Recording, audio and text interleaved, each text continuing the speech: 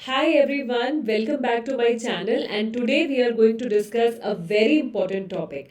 Now, अगर आप अपने नर्सिंग के फाइनल एग्जाम की तैयारी कर रहे हैं या फिर नॉर्सेट या एनी अदर कॉम्पिटिटिव एग्जाम की तैयारी कर रहे हैं तो लेट मी टेल यू ये जो टॉपिक है ये उन टॉपिक्स में से है जो जिनके लिए हम बिल्कुल श्योर होते हैं कि ये आएंगे ही आएंगे. So extra pyramidal symptoms associated with antipsychotic drugs is a very important topic. तो चलिए डिस्कस करते हैं. मैंने कोशिश की है कम समय में आपको ज़्यादा से ज़्यादा समझा पाऊँ. So let us begin with this. तो सबसे पहले बात करते हैं ईपीएस. हमारे जो एक्स्ट्रा पिरामिडल सिम्टम्स हैं यहाँ पे आप देख रहे हो I have written movement disorders. इसका मतलब क्या है देखिए, जो भी एक्स्ट्रा पिरामिडल सिम्टम्स हैं ना, सबसे पहले शुरुआत से बात करते हैं हमारे एंटीसाइकोटिक ड्रग्स से. देखिए हमारे कुछ जब भी हम साइकोफार्माकोलॉजी पढ़ते हैं या साइकेट्रिक में हम ड्रग्स के बारे में बात करते हैं तो कुछ कैटेगरीज होती हैं जिसमें से एक है एंटीसाइकोटिक ड्रग्स. अब किसी भी पेशेंट को साइकोटिक सिम्टम्स अगर आ रहे हैं, अगर किसी पेशेंट को साइकोटिक सिम्टम्स अगर आ रहे हैं या स्किज़ोफ्रेनिया है या किसी और बीमारी के साथ साइकोटिक सिम्टम्स आ रहे हैं तो वहाँ पे हम जो दवाई देते हैं, जो टाइप्स ऑफ ड्रग्स देते हैं वो एंटीसाइकोटिक ड्रग्स होते हैं. नाउ व्हाट हैपेंस जब पेशेंट को एंटीसाइकोटिक ड्रग्स देते हैं तो कुछ इफ़ेक्ट्स ऐसे होते हैं, उस दवाई के साथ कुछ इफ़ेक्ट्स ऐसे होते हैं जो थेराप्यूटिक होते हैं. मतलब जिन जो हम चाहते हैं कि हाँ, हमने दवाई दी है पेशेंट को तो जो पेशेंट के साइकोटिक सिम्टम्स हैं वो कंट्रोल में आने चाहिए. कुछ ऐसे होते हैं ना, कुछ ऐसे इफ़ेक्ट्स हो जाते हैं जो कि अनएक्सपेक्टेड होते हैं, अनप्लेजेंट होते हैं. उनको हम क्या कहते हैं? उनको हम कहते हैं अनफॉर्चुनेटली साइड इफ़ेक्ट्स. कुछ ऐसे इफेक्ट जो कि हम नहीं चाहते हैं हो बट स्टिल दवाई के साथ हो रहे हैं.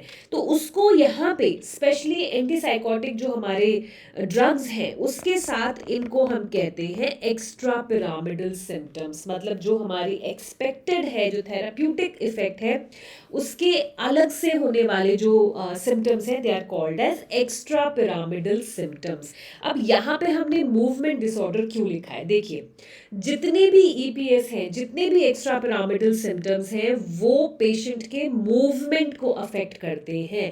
पेशेंट का चलना, उठना, बैठना, इन चीज़ों को अफेक्ट करते हैं. तो इन टोटल हमारे जितने भी ईपीएस हैं उनको हम मूवमेंट डिसऑर्डर के अंदर भी काउंट कर सकते हैं. या अगर आपको एग्जाम में लिखना हो या पूछा हो तो बिना किसी कंफ्यूजन के ईपीएस मतलब movement disorders associated with antipsychotics. ऐसे कहीं पे भी नहीं, only if they are talking about अगर एंटीसाइकोटिक ड्रग्स के बारे में बात हो रही है तो. नाउ अब बात करते हैं शुरुआत से. नाउ ईपीएस की बात करते करते डोपामिन कहाँ से आ गया? देखिए डोपामिन तो आएगा आएगा क्योंकि प्रॉब्लम ही सारी यहीं से शुरू हुई है. कैसे शुरू हुई है देखिए. नाउ हम बात कर रहे हैं साइकोटिक सिम्टम्स के बारे में, हम बात कर रहे हैं स्किज़ोफ्रेनिया के बारे में. स्किज़ोफ्रेनिया एक ऐसी बीमारी है जिसमें साइकोटिक फीचर्स आते हैं, साइकोटिक सिम्टम्स होते हैं, पेशेंट को डिल्यूजन्स होते हैं, हेलुसिनेशंस होते हैं, है ना. तो डोपामिन कहाँ से आ गया? देखिए एक हाइपोथेसिस है, एक हाइपोथेसिस है जिसको कि डोपामिन हाइपोथेसिस कहा जाता है. नो इस हाइपोथेसिस के अकॉर्डिंगली या इस थियरी के अकॉर्डिंगली क्या है कि जब पेशेंट को स्किज़ोफ्रेनिया हो रहा है या साइकोटिक फीचर्स हो रहे हैं वो किसकी वजह से हो रहे हैं? वो हाइपर डोपामिनर्जिक एक्टिविटी की वजह से हो रहे हैं. डोपामिन एक ऐसा केमिकल है हमारे ब्रेन में, न्यूरो ट्रांसमीटर है जो कि बहुत सारे फंक्शंस करता है. अब अगर इसकी जो मात्रा है, इसका जो अमाउंट है वो बढ़ गया, that means hyper dopaminergic activity. Now this can cause psychotic features. So this is a hypothesis, ऐसा माना जाता है. अब अगर ऐसा है तो क्या हमें करना है? हमें ये करना है कि जो डोपामिन रिसेप्टर्स हैं, देखो एक्सेस डोपामिन है, बहुत ज़्यादा डोपामिन है. अब जब डोपामिन रिलीज हो रहा है तो वो कहाँ जाके अटैच हो रहा है? अपने रिसेप्टर्स पे जाके अटैच हो रहा है. अब करना क्या है? एक ऐसी दवाई दे देनी है जो कि डोपामिन के रिसेप्टर्स को जाके ब्लॉक कर दे जिससे कि जो एक्सेस डोपामिन है वो रिसेप्टर्स पे जाके अटैच ना हो, रिसीव ना हो. तो ये काम कौन करता है? ये एंटीसाइकोटिक ड्रग्स हमारे काम करते हैं. What they do, how they work, they block dopamine receptors, specifically D2 receptors.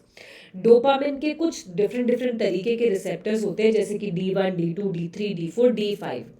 Antipsychotics majorly काम करते हैं D2 रिसेप्टर्स को ब्लॉक करने के लिए, और D2 रिसेप्टर्स का एक अपना एक फंक्शन है जो कि मूवमेंट में, लोकोमोशन में, अदर थिंग्स में हेल्प करता है. अब D2 रिसेप्टर्स ब्लॉक हो रहे हैं तो कुछ तो अच्छे इफेक्ट आएंगे और कुछ साइड इफेक्ट आएंगे, उन्हीं के बारे में हमें बात करनी है. चलिए देखिए आगे क्या लिखा है. आगे लिखा है कुछ डोपामिन पाथवेज. देखो, मेजर डोपामिन पाथवेज. अब जहां जहां पे D2 रिसेप्टर्स ब्लॉक होंगे तो वो कहाँ कहाँ होंगे हमें पता होना चाहिए. Now there are 4 major dopamine pathways. इन जगह पे D2 रिसेप्टर्स ब्लॉक होंगे. क्या नाम है? Mesolimbic pathway, mesocortical, nigrostriatal and tuberoinfundibular. Fine. If you have a look at this picture, थोड़ी सी ब्लर्ड है, थोड़ी सी लाइट कलर्ड है, बट चलिए कोई बात नहीं, काम चलाने की कोशिश करते हैं.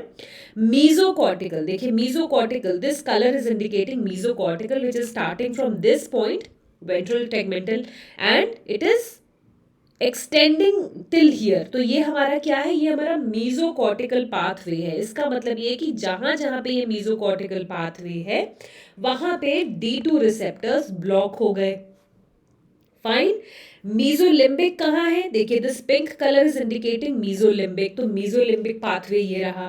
नाइग्रोस्ट्राइटल, yellow colour is indicating nigrostriatal, and green colour is indicating, this green colour is indicating tuberoinfundibular pathway. तो ये 4 मेजर डोपामिन पाथवेज हैं जहां जहां पे D2 रिसेप्टर्स ब्लॉक होने वाले हैं. मीजोलिम्बिक पाथवे पे जब D2 रिसेप्टर्स ब्लॉक होते हैं तो क्या असर होता है? थेराप्यूटिक असर होता है. जो हम चाहते हैं वो असर होता है. क्या चाहते हैं हम? पॉजिटिव सिम्टम्स को कंट्रोल करना चाहते हैं. तो मीजोलिम्बिक पाथवे पे जब D2 रिसेप्टर्स ब्लॉक हो रहे हैं तो पॉजिटिव सिम्टम्स कंट्रोल हो रहे हैं. मीजोकॉर्टिकल पाथवे पे क्या हो रहा है? It is causing negative symptoms. It is causing negative symptoms. So what is happening? यहाँ पे negative symptoms cause हो रहे हैं मतलब नेगेटिव सिम्टम्स अपीयर हो रहे हैं, जैसे कि एनहेडोनिया, एपैथी. नाइग्रोस्ट्राइटल पाथवे पे क्या हो रहा है? नाइग्रोस्ट्राइटल पे क्या हो रहा है? नाइग्रोस्ट्राइटल पे हो रहा है it is causing extra pyramidal symptoms. It is causing extra pyramidal symptoms. तो जब D2 रिसेप्टर्स ब्लॉक हो रहे हैं नाइग्रोस्ट्राइटल पे तो EPS कॉज हो रहा है. Tuberoinfundibular. Now what is happening at tuberoinfundibular? It is causing hyperprolactinemia. It is causing hyperprolactinemia as a side effect, जिसकी वजह से गैलेक्टोरिया हो रहा है मेल्स में, menstrual disturbances हो रहे हैं फीमेल्स में, और सेक्सुअल डिसऑर्डर्स हो रहे हैं. So this is about the 4 major dopamine pathways जहां जहां पे D2 रिसेप्टर्स ब्लॉक हो रहे हैं और क्या क्या उसका इफेक्ट हो रहा है. Now let us talk about the main topic that is extra pyramidal symptoms. 5 EPS we are going to talk here. Now 5 EPS है. क्या है? acute dystonia, akathisia, drug induced parkinsonism, tardive dyskinesia and neuroleptic malignant syndrome.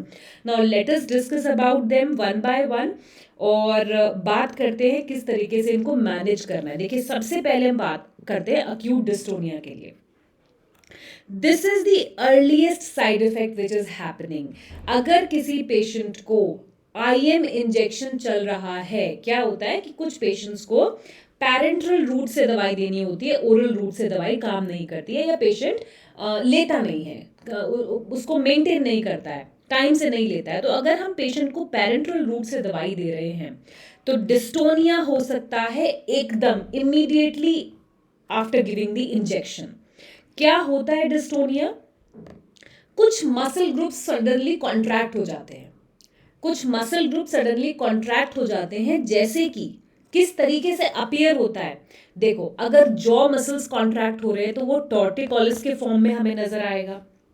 I balls की muscles अगर contract हो रही है तो आई balls की अप्रोलिंग हो जाएगी और वो ऑक्यूलोगायरिक क्राइसिस कहा जाएगा.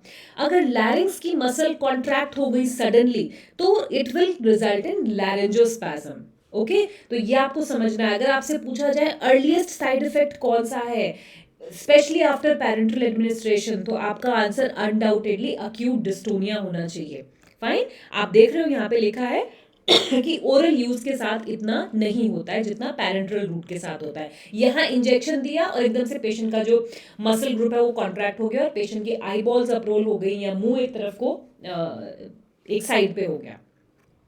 How these things are prevented, अब हमें पता है अगर पेशेंट को एंटीसाइकोटिक्स चल रहे हैं तो ईपीएस हो सकते हैं। तो उनको प्रिवेंट करने के लिए व्हाट इज गिवन, एंटीकोलिनर्जिक्स जो दवाइयां हैं वो साथ में दी जाती हैं जब भी पेशेंट को एंटीसाइकोटिक्स चल रहे होते हैं प्रोफिलैक्सिस ट्रीटमेंट के फॉर्म में कि ईपीएस ना हो। ये आप हर पांचों में देखोगे। मैनेजमेंट की बात करें तो अक्यूट डिस्टोनिया के केस में आप देखो क्योंकि हमने इंजेक्शन दिया है, हमें सडन बहुत एकदम से जरूरत है उसको कंट्रोल करने की, तो पैरेंटल एडमिनिस्ट्रेशन ही करेंगे, एंटीकोलिनर्जिक्स देंगे जैसे कि बेंस्ट्रोपिन एंड प्रोमिथाजिन या फिर diphenhydramine. Okay, if you are noting it down very good, note down कर लो। Let me drink some water. Now next is, yes this is the thing, this is the thing you can see. Injection दिया और patient का जो face है एक तरफ को कॉन्ट्रैक्ट हो गया, मसल ग्रुप कॉन्ट्रैक्ट हो गया। Next comes akathisia. Now this is the commonest side effect most of the patients में, especially with high potency anticholinergics जैसे कि हैलोपेरिडोल, जैसे कि फ्लूफेनाजीन, ये हमारे हाई पोटेंसी ड्रग्स हैं।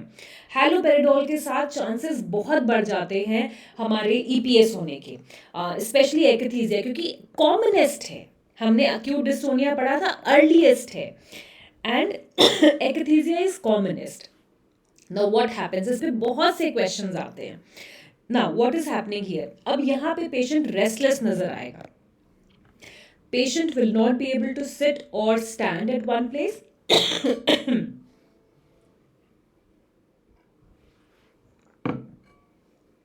Patient will have fidgeting of legs, अगर एक जगह बैठा भी है तो अपने पैर बार बार तेज तेज हिला रहा है, अपने हाथों को मूव कर रहा है, pacing around and inability to sit और स्टैंड।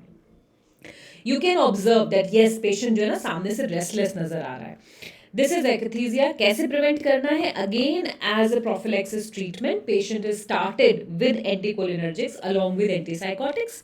ड्रग ऑफ चॉइस क्या है, इसको कैसे मैनेज करते हैं, beta blocker, propranolol, anticholinergics and benzodiazepines. Drug of choice क्या है हमारे पास, बीटा ब्लॉकर, प्रोप्रेनोलोल, ये चीज आपको याद रखनी है। Fine, now let us move to the third one, that is drug induced parkinsonism. अब यहाँ पे क्या हो रहा है, पार्किंसोनिज्म वाले फीचर्स हो रहे हैं पर because of antipsychotics, it is drug induced. Now we know parkinsonism के फीचर्स क्या होते हैं, वही होगा यहाँ पे but just because of the drug. Rigidity, bradykinesia and resting tremors, these three things are known as triad symptoms of Parkinsonism, वो यहाँ पे देखने को मिलेगा। Again, prevention is by prophylaxis use of anticholinergics. And how do you manage this?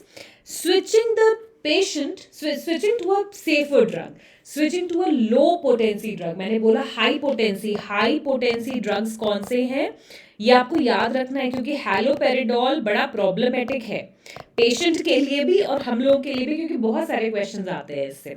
ये आपको पता होना चाहिए, it is a high potency drug जो कि बहुत ज़्यादा ईपीएस कॉज करता है। तो हमें पेशेंट को क्या करना है, लो पोटेंसी ड्रग पे स्विच करना है या एक सेफर एंटीसाइकोटिक पे स्विच करना है। डोज रिडक्शन भी ट्राई करके देख सकते हैं and use of anticholinergics. Talking about the fourth one, that is tardive dyskinesia. Now, first thing you are seeing is long-term use. Now, what is happening here is long term use के साथ associated, लंबे समय से patient कुछ सालों से ये दवाइयां इस्तेमाल कर रहा है तो पेशेंट को टार्डिव डिस्काइनेसिया हो सकता है। अब अगर मान लीजिए क्वेश्चन में एक ऐसा सिनेरियो आता है कि पेशेंट लंबे समय से एंटीसाइकोटिक्स पे है और पेशेंट को क्या क्या हो रहा है, पेशेंट को कुछ इनवॉलंटरी मूवमेंट्स हो रहे हैं टंग के, जॉ के या लिप्स के, तो क्या हो सकता है। तो आपका आंसर क्या होना चाहिए, किधर जाना चाहिए आपका इशारा, tardive dyskinesia. How to manage, switching the drug to a second generation, switching the patient to a second generation drug. अच्छा, दूसरी वीडियो में एक now in my next video I will be discussing about antipsychotics, तो हम वहां पे बात करेंगे first generation second generation drugs के बारे में. What is the first line treatment of tardive dyskinesia? Deutetrabenazine or tetrabenazine. These are the two drugs considered as first line treatment for tardive dyskinesia. Talking about now, yes, this is the picture. You can see that patient के involuntary movements हैं, ये voluntary नहीं involuntary movements हैं, jaw के हो सकते हैं, tongue के हो सकते हैं कि patient बार बार tongue protrude कर रहा है, बार बार बिना कुछ कहे बिना कुछ बोले patient is continuously moving the tongue from side to side like. Okay, so this is what happens in tardive dyskinesia. Last is neuroleptic malignant syndrome, NMS, and it is a fatal condition. अगर patient को जल्दी से manage नहीं किया, timely response नहीं दिया, तो it is a emergency और patient can die also. Now what all happens? Patient का temperature बहुत बढ़ा हुआ होगा, elevated temperature है, CP के levels बड़े होंगे, मसल रिजिडिटी है, डायफोरेसिस, बहुत ज़्यादा स्वेटिंग हो रही है, ट्रेमर्स हो रहे हैं, पेशेंट कंफ्यूज नजर आ रहा है, ब्लड टेस्ट हो रहा है तो पता चल रहा है लिवर एंजाइम्स भी एलिवेटेड हैं, ल्यूकोसाइटोसिस है. तो दीज थिंग्स अगर पेशेंट पता चलता है कि एंटीसाइकोटिक्स पे है तो ये हो सकता है. Patient can have neuroleptic malignant syndrome. Now how to manage? सबसे पहली चीज़ है अर्ली रिकॉग्निशन इज इम्पॉर्टेंट. क्योंकि ये इमरजेंसी है तो जल्द से जल्द इसको रिकॉग्नाइज करना जरूरी है. अगर नहीं किया then patient can go into myoglobinuria and renal failure because of this muscle rigidity.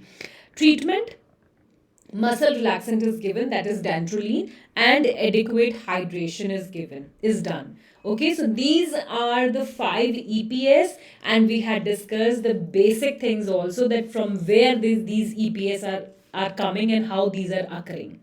Thank you so much for watching.